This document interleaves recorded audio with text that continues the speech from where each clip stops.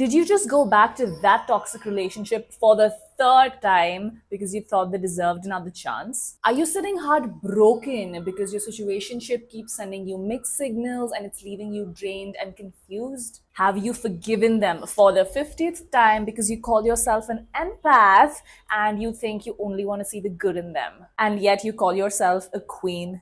That is such a disservice to yourself. How do you expect to win a pageant, excel in modeling, or go ahead in any competitive space if you keep staying in this emotional spiral? In this video, we are going to change that. Hi everybody, I am Lake Uthaya. I am a self-development influencer, a model, and former Femina Miss India Punjab. And on this channel, we talk all about self-love, self-growth, self-help, and development. So if that sounds like something you like, make sure you subscribe. Other than that, also make sure you follow me in all of my other social media channels. I'm active on Snapchat, on Instagram, and I've shifted all of my pageant and modeling content to another channel called Elektra, which is my baby, my brand. So make sure you go subscribe to that channel because a lot of resourceful stuff is coming up there real soon. Is your relationship helping or hurting your ambition? This is extremely important question to ask yourself, especially if you are in a competitive world trying to maneuver challenges all by yourself. In that respect, we have these 5 chapters that I'm going to be covering. We're going to be talking about certain myths that you have around relationships, as well as what you should be doing as a public figure, and go ahead with what are the green flags in a relationship, what are the red flags, and how to get better at them. Chapter 1, debunking the myth. A lot of people think that you need to be single in case you're trying to pursue a career, right? I would suggest that is a myth. You don't have to be single, although I do think that being self sufficient is important. And being single definitely helps you to focus solely on your career without having to meet the needs of your partners or like changing any schedules based on them.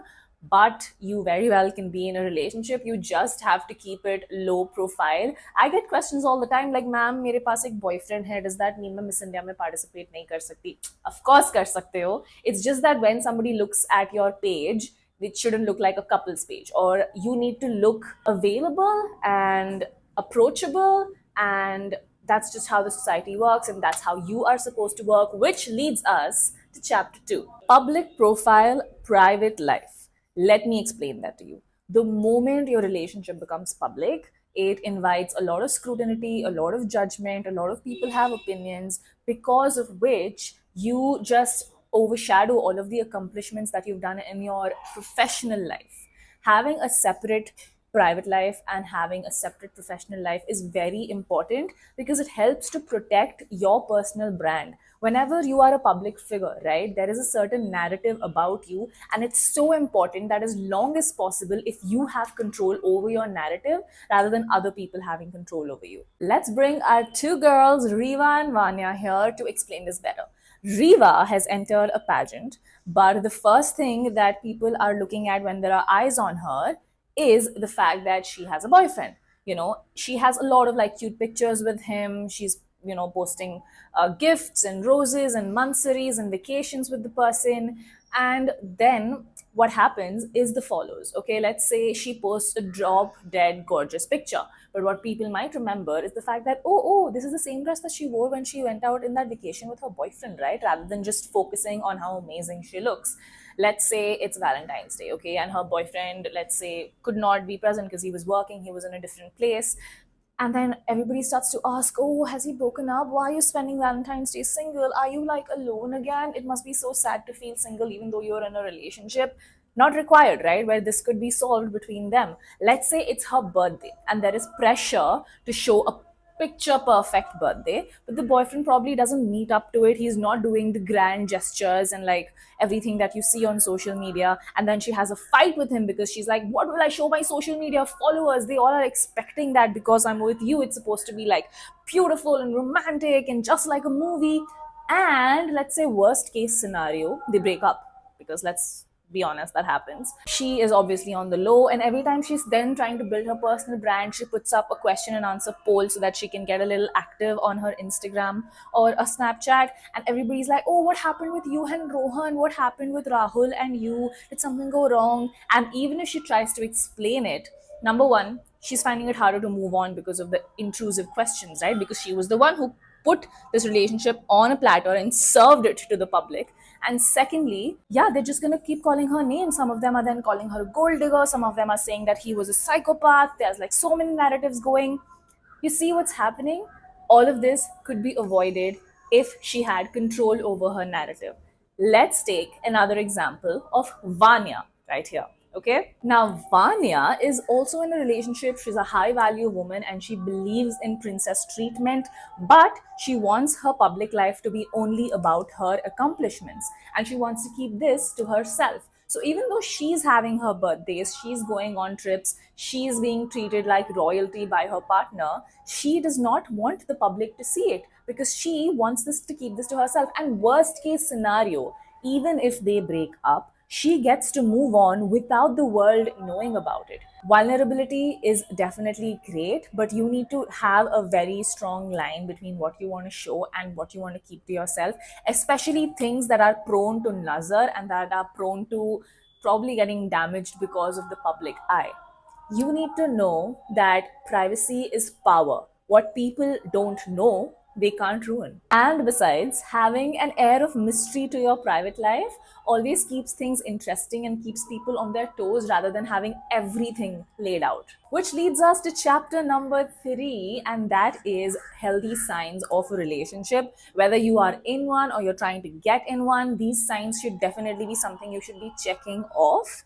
And this is not just me saying from my personal experience, but also a lot of counselors suggest the same. The first one is closeness. And for ambitious women, closeness goes beyond just loyalty, right? You don't just want the guy to stay loyal, you want the guy to support you in a lot of your endeavors, whether you're working late, and he needs to not be jealous, but actually encourage you to pursue your dreams and be your biggest cheerleader. Second is shared goals and beliefs. Listen, as ambitious women, we also do not want yes men, right? Like, we don't want them to just agree with your aspirations, but you want them to even give you advice, even be your mentor, and also be real with you when things probably aren't going right. You want them to be honest about life and like guide you the right way. And it should be a relationship where both of you are aiming to grow. It cannot sustain itself if you're the only ambitious person and the other one's extremely opposite to yours, will be like, हाँ मतलब मैं support तो करता हूँ अपनी girlfriend को, even though he himself is not ambitious, is not aiming for things. That's not going to work. The next is having shared experiences. For ambitious women, it is imperative that you kind of pull them in, even when you probably have a speech they need to proofread, or they have to help you with a certain project, or you can go to like pageant rehearsals and have them come with you for a certain period of time. That just shows support, and you are sharing experiences even in that regard. The next and the most heard one is communication. You need a partner who ends up telling you, I'm here for you, just let me know how, right? Certain situations like a tough work life balance, which probably doesn't exist if you're ambitious because you are probably working more and longer hours and later in the night. These things, if affecting the other partner, should be communicated rather by saying, "Ki now you either choose me or you either choose your career." Someone who respects and loves you will never make you choose between the two. That is just childish and selfish. Fifth, and so important in our industry, is respect. Let's just be honest, women in general going into fields like modeling and acting and being an influencer and pageantry, and these things are still considered a little bit of a taboo. So this person shouldn't just pretend to have a facade over of respect, but when it comes to important decisions, downplay your career by saying कि अरे यार, you have to come to my friend's wedding. What are you saying that you have a shoot ही तो है, कोई और कर लेना, कभी और कर लेगी, बस रैंप पे आगे पीछे ही तो चल रही है.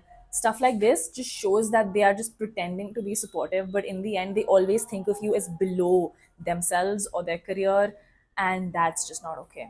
The next is affection.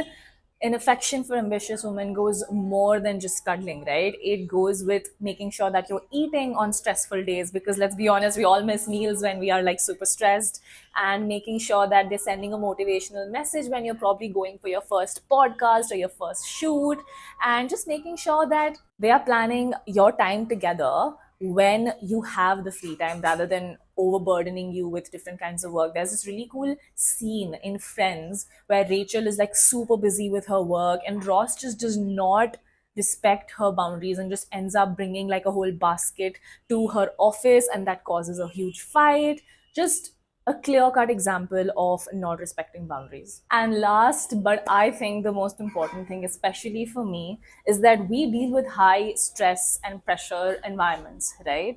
So we need someone who has a sense of humor, who can make you laugh on tough days, who makes you see life to not be as serious as we're making it in the head. So having a sense of humor is so important. In this chapter, we're discussing red flags, which is going to be a lot of the opposite of what I discussed in the previous chapter. Lack of communication, right? Shutting you down when you are trying to explain things, making them believe that they are the only important people, controlling or jealous behavior, constantly being afraid of who you might be doing what with, because you are in a space where you meet a lot of good looking people and is constantly questioning your loyalty. Extreme emotional reactions, which means just being extremely mad at you even if the topic was really small, but then having bad relationships with their family, your family, and your friends. Let's say they don't respect your colleagues or your friends coming over because they just look down on them, being disrespectful to your family, just having a negative perception towards the lifestyle that you live. Gaslighting, which is so prominent when you are dating a narcissist.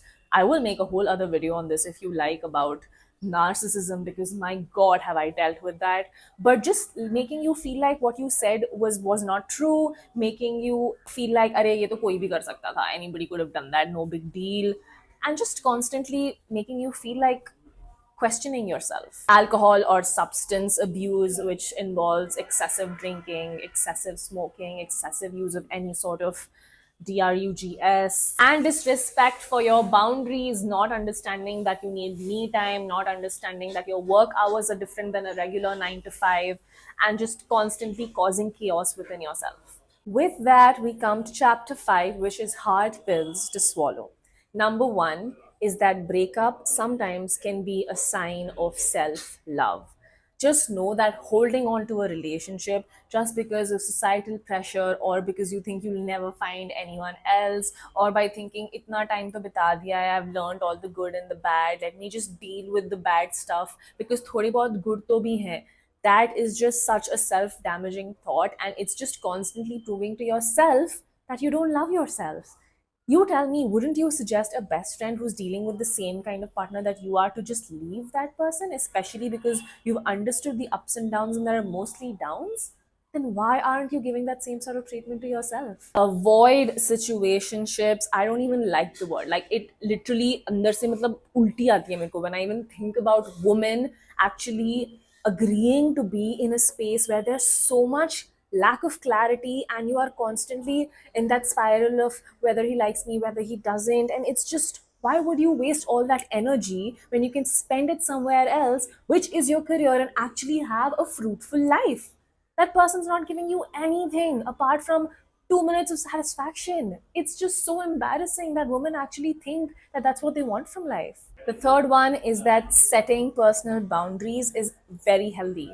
You need to know that you need to learn to say no. Maybe you have the most loving partner, okay, but that just partner just doesn't understand what me time is, when that you need to have time apart from work and apart from him to yourself, because you are someone who needs to reflect, who needs to plan. And if the partner is demanding a lot of excess time, it's okay to say no. Dismiss if someone's hurting you by saying that अरे उतना तो कोई भी कर सकता है, heels पहन के आगे पीछे तो चलेगी, my work is much harder. Even if it's a joke, you learn to say, hey, you know what, that's sort of disrespectful because I put in a lot of effort for this. Do not say stuff like this again because it belittles me. Learning to say stuff like that, even to the person who you love and you admire and you've been with for years together, शुरू में तो definitely draw boundaries, but even if you feel like you haven't been able to do so for years and you want to do them now, it's never too late to start. The next important one is to look into the mirror and ask yourself if you are the problem. Are you someone who's constantly prioritizing her goals over her relationship? Are you someone who's not able to express your needs clearly to the partner? If you feel like your drive is overshadowing your relationship or the time with your partner, the kindest thing that you can do is let them go so that they can find people who meet their emotional needs. Maybe this is a time in your life where you aren't supposed to be in a relationship, and you just need to know that there's already so much that you're doing. You don't have to carry guilt of not being the best to your partner. The next one is that not everyone can match your growth. I personally have constantly dealt with outgrowing people and having a lot of my thoughts and emotions and ideas and perceptions and opinions change very, very rapidly because of the world that I'm exposed to. Maybe someone else can't match that pace of yours, and that is okay. Outgrowing someone is okay. It's a good thing. It just means that you're growing and maybe they aren't at the same pace as yours. And as heartbreaking as it can be to outgrow people and realizing that you don't understand the same conversations, you don't share the same goals, you don't have the same life, it's okay to let someone go because of that reason itself. It doesn't have to be this big, toxic, unnecessary pressure onto you. It's just that you outgrew someone. And that's very normal. And the last, most important one is that your partner reflects your self image. If you are allowing disrespect, boredom, any sort of negativity in your life, it's constantly showing to yourself that you are accepting that for yourself. And through other experiences that you get, you will find similar things happening. Maybe your job will also have people giving you the same stuff. Maybe your family will also have stuff that's happening in the same lines. You need to realize that it's a literal image. Your partner needs to make you proud, and you need to realize, okay, this is how I treat myself. I'm a high value woman, and this is how I want this person also to treat me. With that, we come to the end of this video. Please tell me if you found this helpful. And I just want to end by saying that listen to me. Everybody falls in and out of love, right? You are here to build a legacy. You are here to leave a mark behind. So you need to constantly ask yourself what is important to you. And every time you choose somebody to lead that life with you, they need to reflect the absolute power that you hold. They need to be able to appreciate it and admire it and respect it more than anything else. The right relationship will fit your dreams, they will not compete with it. So, with that, I want to leave you by saying to keep striving, to keep growing, and to never let anything pull you down. I'll see you in the next one. Bye.